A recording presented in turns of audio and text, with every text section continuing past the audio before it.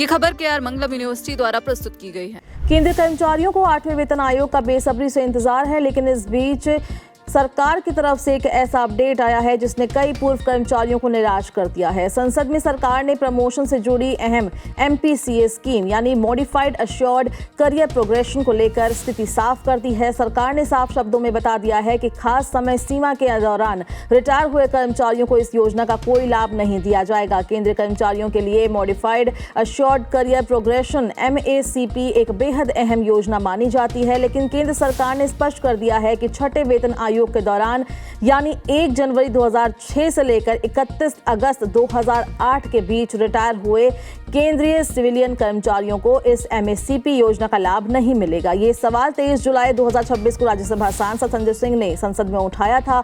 उन्होंने कार्मिक, लोक शिकायत और पेंशन मंत्रालय से पूछा था कि 2006 से 2008 के बीच रिटायर हुए कर्मचारियों को MACP स्कीम के फायदे क्यों नहीं दिए गए। इस सवाल से पर्दा उठाते हुए राज्य मंत्री जितेंद्र सिंह ने सदन में स्पष्ट किया कि केंद्र सरकार ने MACP स्कीम को छठे वेतन आयोग की सिफारिशों के तहत 1 सितंबर 2008 से लागू किया था।